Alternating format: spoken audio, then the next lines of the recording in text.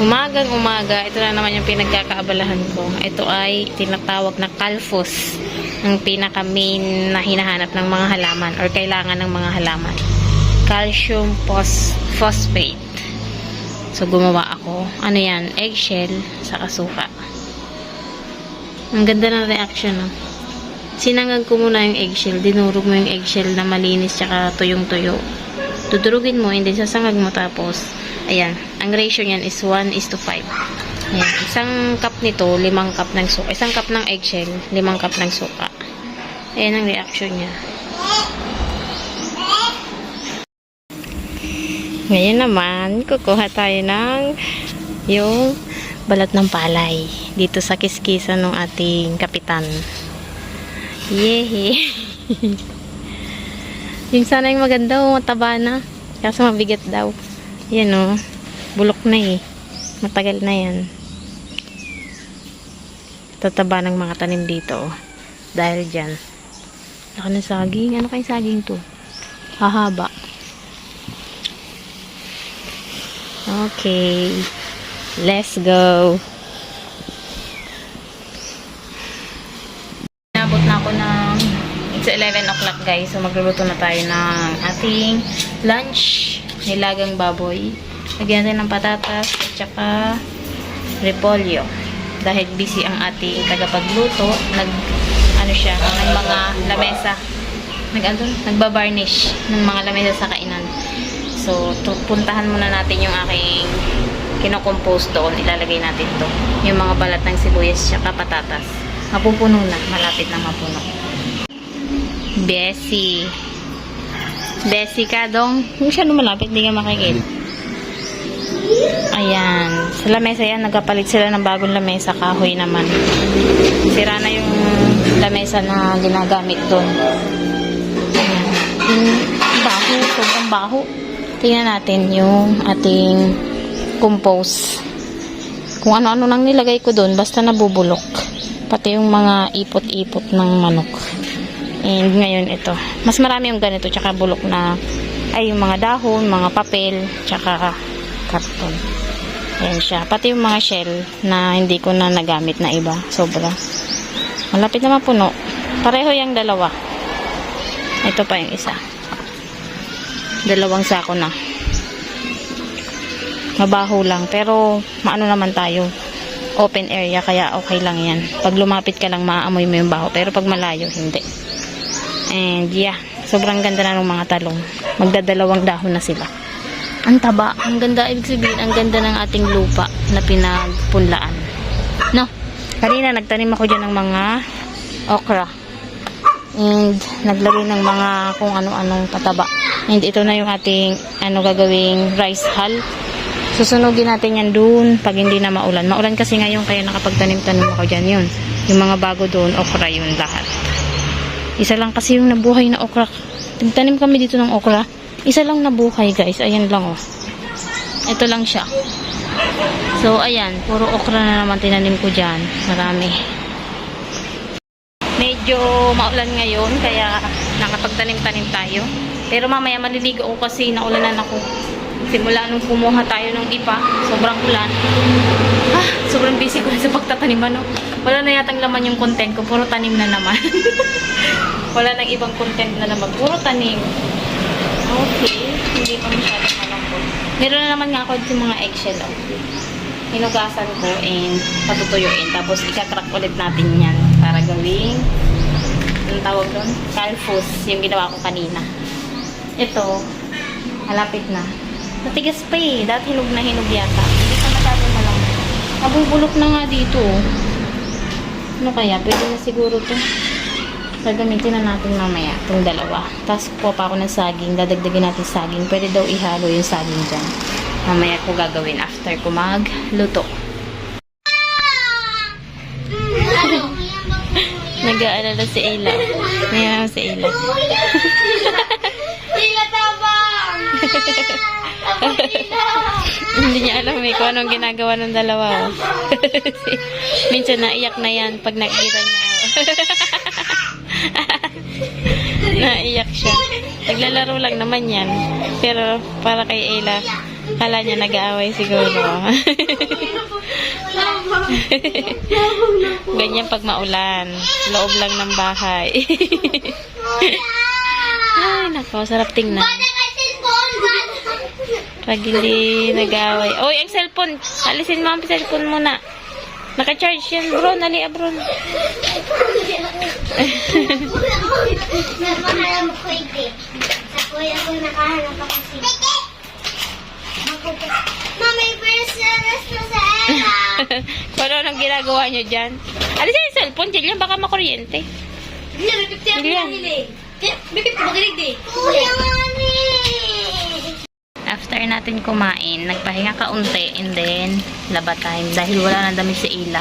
Nauuna nang maubos ang damit niya. Yung damit namin, meron pa, pero siya 3 araw lang, ubos niya na yung mga damit. Diba? Diba hindi ko na siya dinadiaper sa umaga, sa gabi na lang. Kaso pag nagbabantay sila Kuya Kel, dinadiaper nila, ayaw nila nang nagpapalit. Hindi ko rin nilalampin. So, ang ginagawa ko, laging naka-short na lang sa umaga. So, pag umiihi siya, basa, palit ng palit. Kaya mabilis maubos yung damit niya. So, maglalaba muna tayo. Kakamayin ko lang. Ano lang naman to? Mga short na inihian lang ba? Bar soap. Panghugas lang namin to dati, oh. Sa pinggan. Tapos, may panty na luma ni mama. O kaya damit na luma. Panghugas lang ng pinggan. Tsaka bar. Sa posto naghuhugas na, oh. Sinong nakaranas ng ganon? Tara, maglaba muna. 2 weeks na kayo, guys. 2 weeks. Exactly 2 weeks na sila. Hello. Sinong nanunuka, ha? Malaki na. Kruk, kruk. Kruk, kruk. Dapat ay 500 grams na to. Wala, hindi pa ako makahiram ng timbangan. Mamaya titingnan ko kung makakahiram. 500 grams na dapat kayo. Kalahating kilo na. In 2 weeks. Laban muna tayo.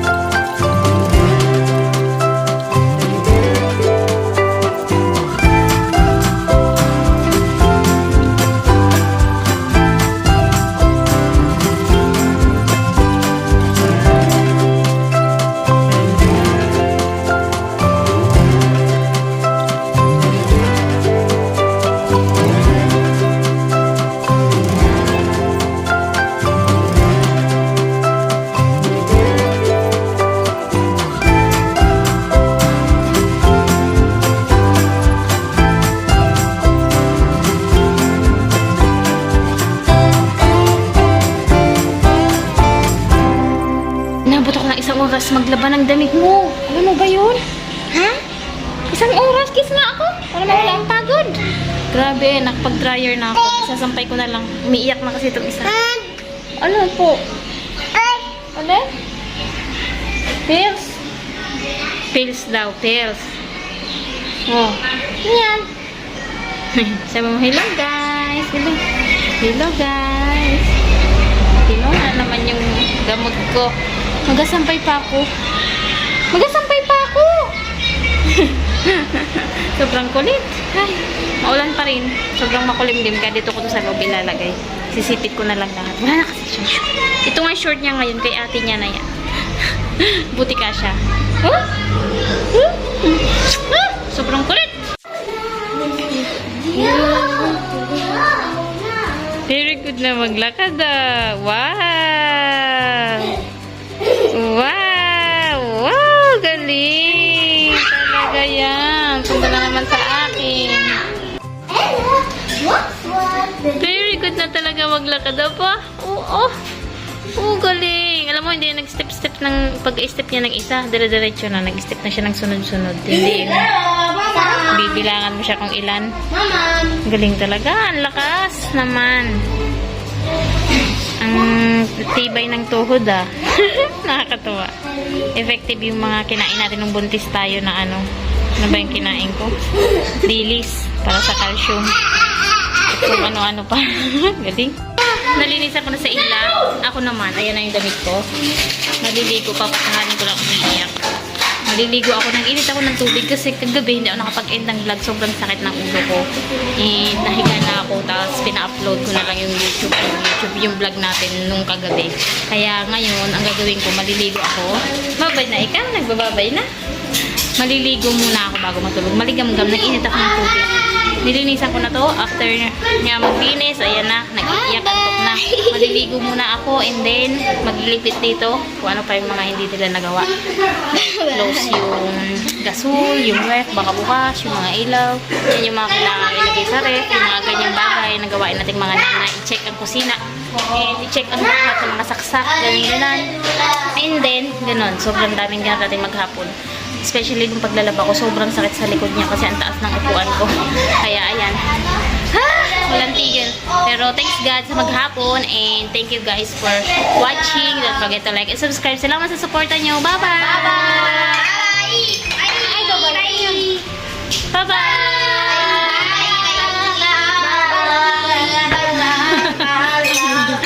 Ang gulo naman. Hindi ko nagawa yung papaya. Bukas na ko na lang ipapakita sa inyo dahil wala na talagang oras sa busy. Salamat. God bless us all. Bye!